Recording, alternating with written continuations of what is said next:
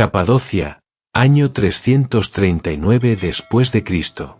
Una niña de 12 años contempla el cuerpo sin vida de su prometido. Las lágrimas deberían caer. El llanto debería rasgar el aire. Pero Macrina permanece inmóvil, mirando fijamente, calculando.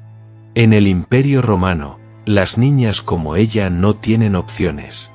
Nacen, se casan, dan a luz, mueren. Esa es la secuencia. La única secuencia.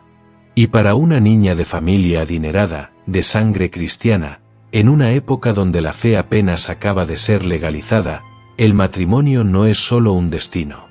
Es supervivencia. Pero algo se quiebra en ese instante.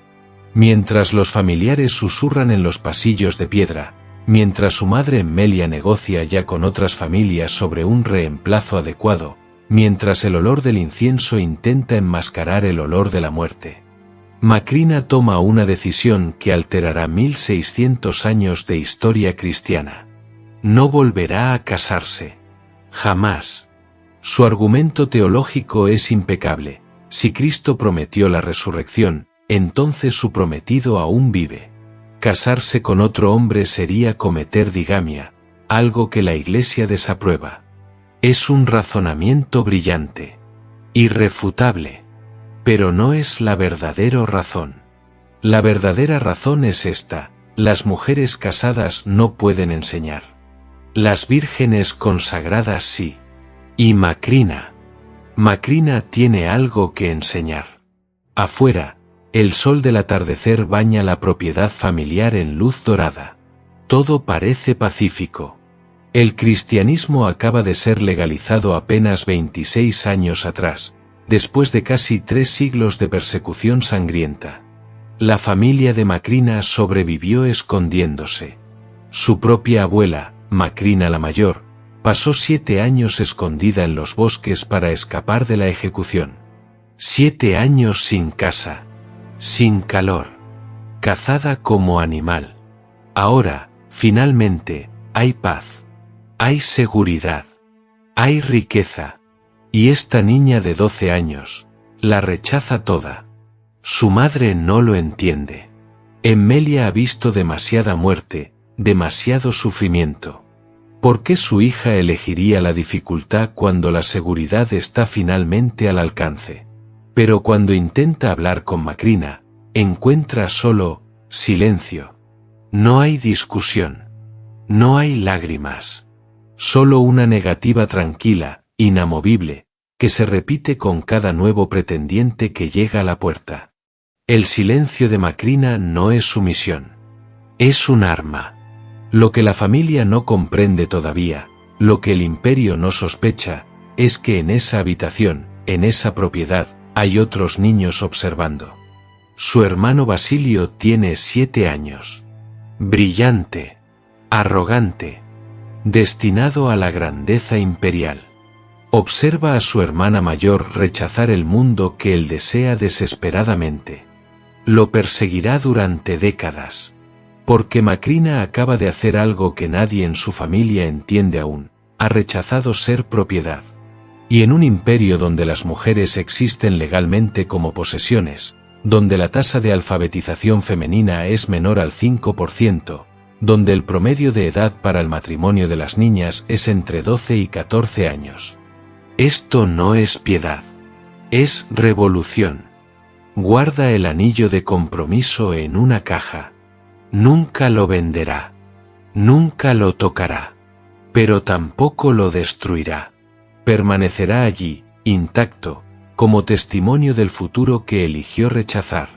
Esa noche, se arrodilla en el piso de mármol frío. Sus rodillas se entumecen. Sus manos tiemblan. Pero su respiración es lenta, controlada, deliberada. Hace su voto. Y a 300 millas de distancia, hombres se reúnen en consejos para decidir qué se convertirá el cristianismo. Ninguno de ellos ha conocido a Macrina. Pronto, sus ideas llenarán sus bocas. 18 años después. 357 después de Cristo. Basilio el Grande regresa de Atenas, y grande es exactamente lo que cree ser. Viste túnicas con ribetes púrpuras que cuestan más de lo que la mayoría de las familias ganan en un año. Habla griego con acento ateniense, refinado, cultivado. Ha estudiado retórica con los mejores maestros del imperio. Filosofía, derecho, oratoria. Tiene planes. Grandes planes. Será orador imperial. Consejero de gobernadores. Su nombre resonará en los salones de mármol de Constantinopla. Los cascos de su caballo repican contra el patio de piedra de la propiedad familiar. El sonido anuncia riqueza, poder, llegada triunfal. Y entonces ve a su hermana. Macrina tiene ahora 30 años. Lleva 18 años viviendo como asceta. Ha transformado la propiedad familiar en algo extraño. Las esclavas han sido liberadas. Las mujeres ricas y pobres comparten mesa. Todos visten lana sin teñir, áspera, del mismo tipo que usan los campesinos. Ella vive en una habitación de 2,5 metros por 2,5 metros. Posee un solo manto. Y cuando su hermano famoso, brillante, destinado a la gloria llega con toda su pompa, ella lo mira y dice: «Llegas tarde». 2 palabras. Nada más. Basilio comienza a hablar. Por supuesto que lo hace. Está entrenado en retórica. Las palabras fluyen como vino de una jarra cara. Habla de Atenas, de sus estudios, de los filósofos que ha conocido, de las oportunidades que se abren ante él. Macrina escucha. Simplemente, escucha. Y en su silencio, Basilio comienza a oír sus propias palabras. Comienza a escuchar lo vacías que suenan. Lo huecas. Lo patéticas. Desde la distancia llegan las voces de mujeres cantando salmos. No son voces entrenadas. Son ásperas, simples, sinceras. La comunidad que Macrina ha construido. Mujeres que antes eran esclavas cantando junto a mujeres que antes fueron sus dueñas. El perfume que Basilio usa, el aceite caro en su cabello, el olor a vino en su aliento, de repente se siente obsceno. Macrina huele a jabón simple y humo de leña. «¿Qué posees?», pregunta ella finalmente, con voz suave como lana sin tratar, «que llevarás contigo cuando mueras». Basilio no tiene respuesta. Ella no discute con él. No cita escrituras. No hace sermones. Simplemente hace preguntas. Y cada pregunta es como una piedra lanzada a un estanque, creando ondas que se expanden, que no cesan de expandirse. Tu educación te acerca a Dios o a los gobernadores. Silencio. Tu fama salva almas o alimenta tu orgullo. Silencio. Tus túnicas, ¿cuántas personas pasaron hambre para que tú pudieras vestirlas? El hermano habla durante horas. Argumenta consigo mismo. Defiende sus elecciones. Justifica sus ambiciones. Y Macrina simplemente espera. Porque ella sabe algo que él aún no comprende. No necesita ganar el argumento. Solo necesita plantarlo en su mente como una semilla. Y las semillas crecen en silencio. Esa noche, Basilio deja sus túnicas dobladas en su habitación. Nunca volverá a ponérselas. 6 meses después, viajará a Egipto para estudiar con los padres del desierto. Establecerá comunidades monásticas. Escribirá la regla de San Basilio, el manual monástico que todavía se usa 1600 años después. Se convertirá en obispo, en teólogo, en santo. La Iglesia lo llamará el Grande. Pero cada palabra que escriba, cada idea que predique, cada estructura que establezca, son de ella primero. Solo que la historia no lo mencionará. Porque Macrina nunca escribió nada. Ni una sola carta sobrevive. Ni un solo tratado. Ni un solo sermón documentado con su nombre. No porque no pudiera escribir. Podía. Estaba altamente educada, algo extraordinario para una mujer del siglo IV. No escribió porque enseñar a través del ejemplo era más radical que enseñar a través de palabras. Las palabras pueden ser ignoradas. Los tratados pueden ser quemados. Pero un modo de vida, eso es imposible de borrar completamente. Observen lo que hizo. No lo que dijo. Observen. Años después, cuando Basilio se convierta en obispo y establezca monasterios para hombres y mujeres, insistirá en que son iguales. Separados, sí, pero iguales. Pero Macrina le había mostrado algo más radical, hombres y mujeres viviendo en comunidad, sin jerarquía alguna. Esa parte, él elegirá olvidar mencionarla. Porque para cuando Basilio escriba sus reglas, la Iglesia ya está institucionalizando el poder masculino. Las mujeres que habían liderado iglesias en casas durante los primeros 3 siglos están siendo sistemáticamente excluidas. Los concilios de obispos prohíben explícitamente el liderazgo femenino. Y Macrina está atrapada en el medio. En el último momento de la historia donde una mujer puede moldear la teología cristiana y ser recordada. Apenas. En la década de 360, la comunidad de Macrina está completamente establecida junto al río Iris, en el Ponto. No tiene un nombre oficial. Macrina lo llama simplemente filosofía. Otros lo llaman el monasterio. Pero ninguna de esas palabras captura realmente lo que es. Es un experimento. Una herejía. Un mundo al revés. Imaginen esto, una mesa larga de madera áspera. No hay muebles caros. Macrina hizo que los destruyeran años atrás. Alrededor de esa mesa se sientan 50 personas. Hombres y mujeres. Antiguas esclavas junto a sus antiguas dueñas. Viudas. Mujeres que huyeron de matrimonios forzados. Hombres que renunciaron a herencias. Pobres que encontraron por primera vez en sus vidas suficiente comida. Todos usan la misma ropa áspera. Todos comen la misma comida simple. Nadie tiene título. Se llaman entre sí hermana y hermano. Y Macrina se sienta al final de la mesa, come la porción más pequeña y lo último. Una mujer llamada Betiana está sentada cerca de Emmelia, la madre de Macrina. Hace 5 años, Betiana era esclava de Emmelia. Propiedad legal. Ahora comparten el pan. Pero Betiana todavía no puede mirar a la mujer mayor a los ojos. Macrina lo nota. Siempre lo nota.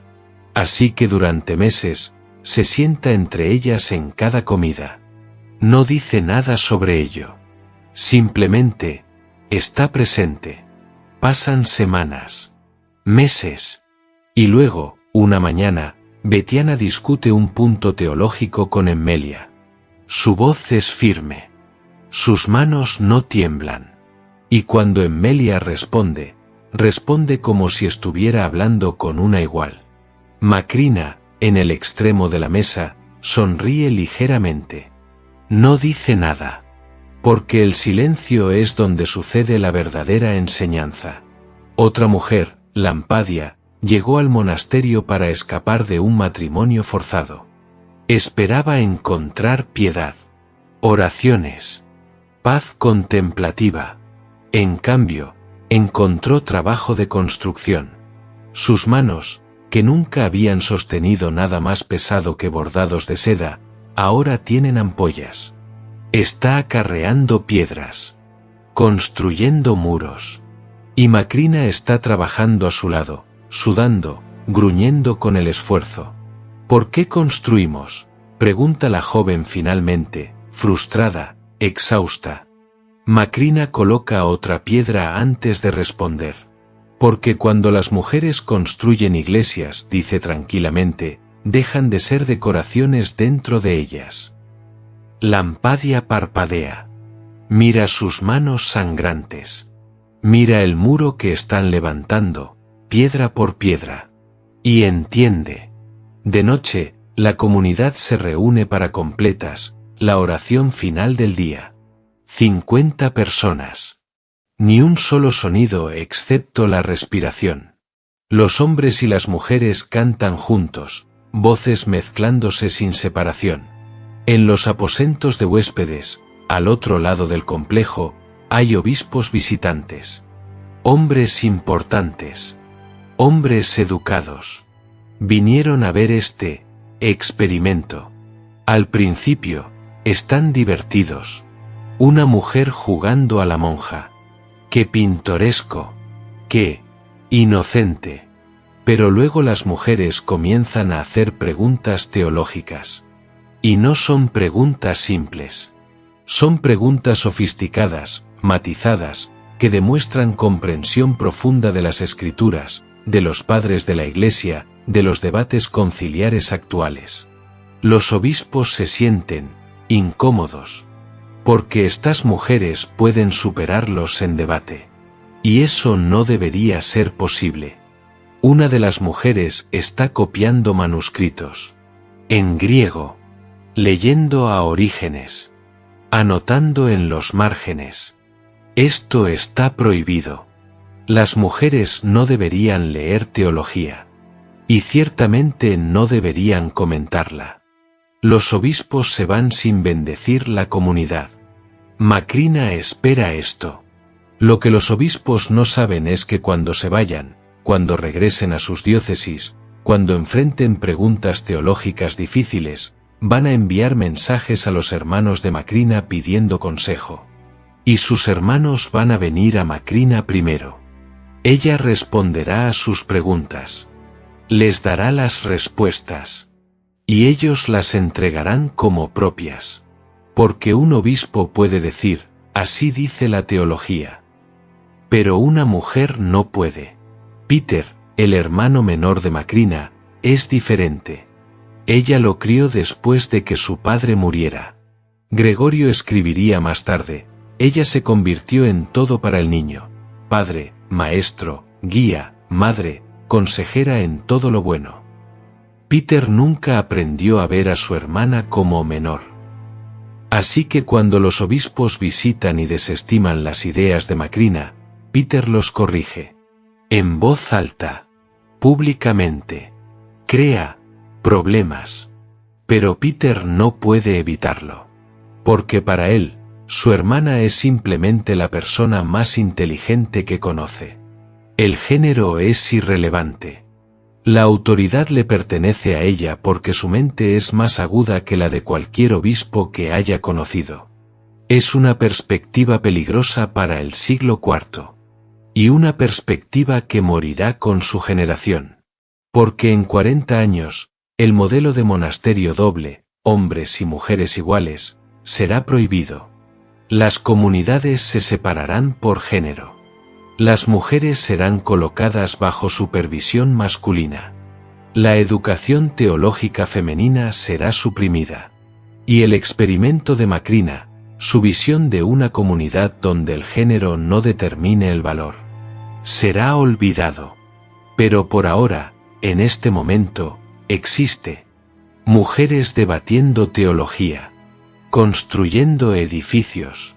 Copiando manuscritos. Liderando oraciones. Viviendo como si fueran completamente humanas. Y en el centro de todo está Macrina. Hablando raramente. Trabajando constantemente. Enseñando a través del ejemplo.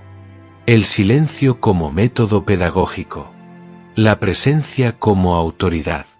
La vida como sermón. Julio, 379 después de Cristo. Gregorio de Nisa cabalga tan rápido como su caballo puede soportar. Su hermano Basilio el Grande ha muerto. Apenas 6 meses atrás. Exhausto por años de batalla contra herejías, agotado por las cargas administrativas de ser obispo. Y ahora llega palabra, Macrina está muriendo. Gregorio no ha visitado en años. Demasiado ocupado con la política eclesiástica.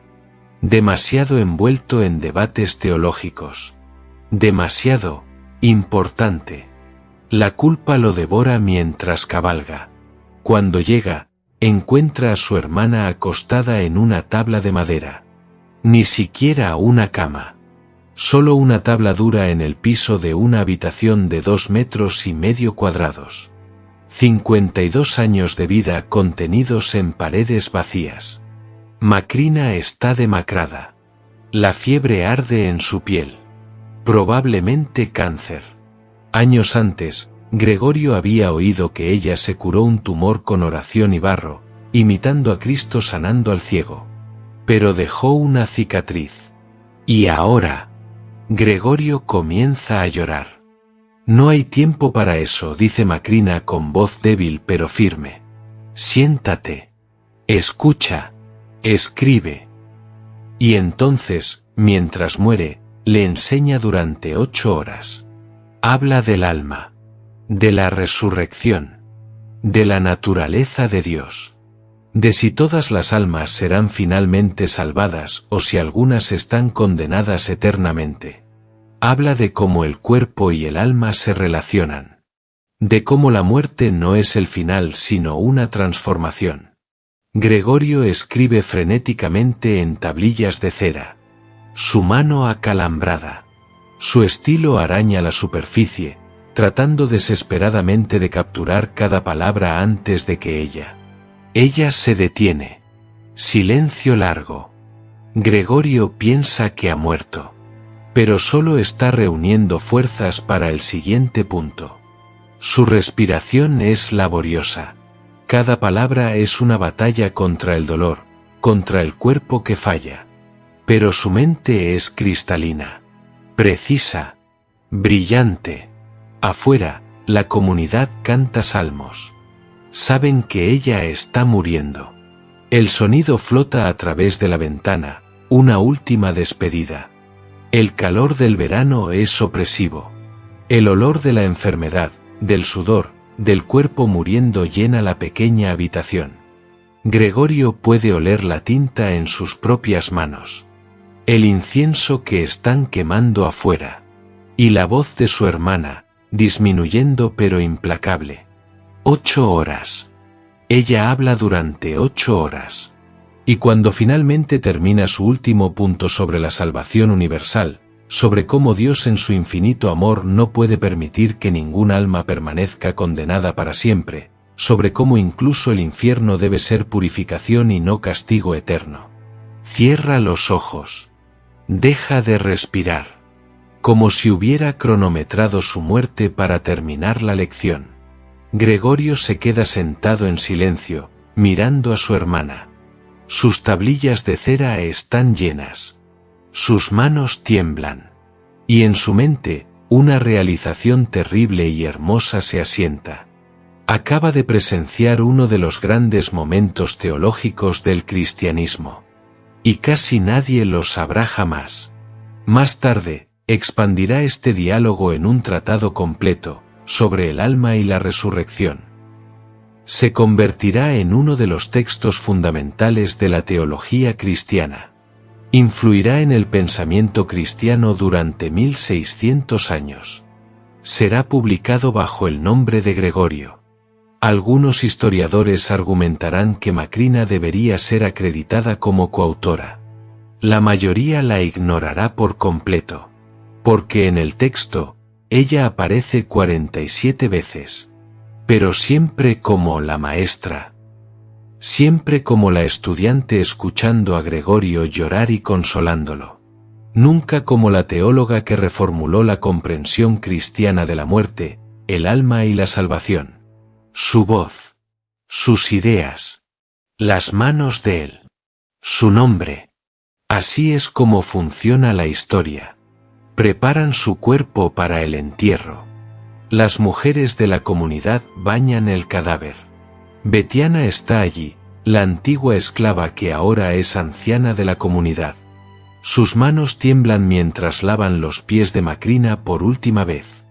Y entonces ven la cicatriz. Cruza su pecho, gruesa y descolorida, claramente de años atrás. El tumor que supuestamente se curó con oración. ¿Lo sabían?, pregunta Betiana a las otras mujeres. Nadie lo sabía. Macrina vivió con eso durante años. En agonía. Nunca se quejó. Nunca le dijo a nadie. Rechazó médicos por modestia, por teología, por algo. Betiana intenta más tarde contárselo a Gregorio. Él lo incluye en su biografía como un milagro. Pero Betiana ve la verdad más profunda. Macrina llevó todo sola. Incluso el dolor. Meses después, Gregorio está en su estudio escribiendo la biografía de su hermana. Es la primera biografía cristiana jamás escrita sobre una mujer. La llama maestra. La llama filósofa.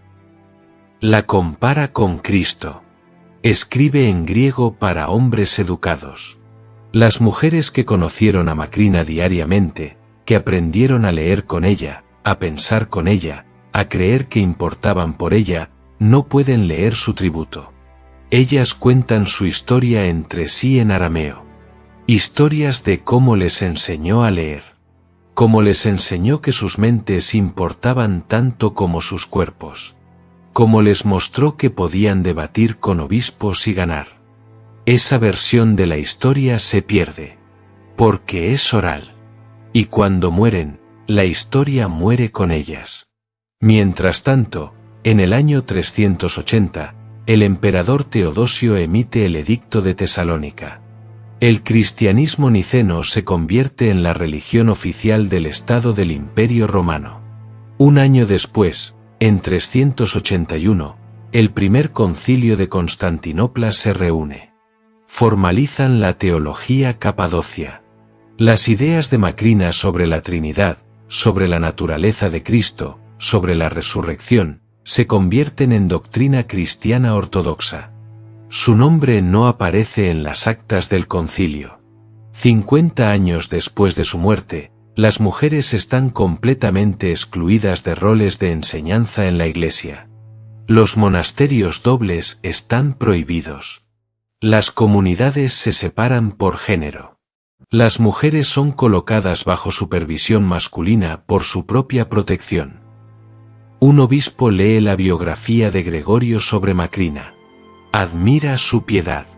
Sugiere a su clero que comiencen un monasterio de mujeres. Pero separado de los hombres, obviamente. Y las mujeres necesitan supervisión masculina, obviamente. Y deben enfocarse en la oración, no en la teología, obviamente. La visión de Macrina muere con estas calificaciones. La tabla de madera donde murió eventualmente se pudre. La habitación de 2,5 metros donde vivió y enseñó finalmente se derrumba. El río Iris continúa fluyendo, indiferente a la revolución que una vez ocurrió en sus orillas. Pero algo permanece. Cada vez que el cristianismo habla de gracia, de resurrección, del alma, de la infinita misericordia de Dios, cada vez que un teólogo argumenta por la salvación universal, cada vez que alguien afirma que Dios es amor y por lo tanto no puede condenar eternamente, resuena con una voz que nunca escucharán. Amma Sincletica vivió en el siglo IV.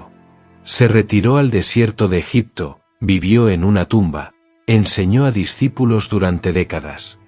27 de sus dichos sobreviven en los escritos de los padres del desierto. Ella dijo: al principio hay lucha y mucho trabajo para los que se acercan a Dios. Nadie sabe cómo era. Nadie registró los detalles de su vida. Solo fragmentos. Sombras. Egeria fue una mujer del siglo IV que viajó a Tierra Santa y escribió un diario detallado de los sitios sagrados y las liturgias. Su manuscrito fue encontrado en 1884. Los eruditos debatieron durante años si Egeria era real o si el texto fue escrito por un hombre.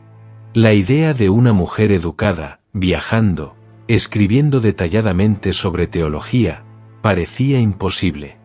Su diario demostró lo contrario. Las madres del desierto. las líderes de iglesias en casas, las viudas que financiaron el cristianismo primitivo, las mártires cuyos nombres se perdieron, las maestras cuyas palabras fueron acreditadas a hombres. ¿Cuántas hubo? No lo sabemos. Y esa es precisamente la cuestión. Macrina es significativa no porque fue única. Es significativa porque su historia casi no sobrevive. Si Gregorio no hubiera escrito sobre ella, si sus manuscritos no hubieran sido copiados por monjes siglos después, si los eruditos modernos no hubieran redescubierto sus escritos, ella no sería nada. Ningún nombre. Ninguna historia. Otra mujer borrada por el tiempo y el patriarcado deliberado. ¿Cuántas otras fueron borradas completamente? Los historiadores modernos están redescubriendo lentamente los roles de las mujeres en el cristianismo primitivo. A través de arqueología, análisis de manuscritos, lectura cuidadosa de silencios en textos antiguos.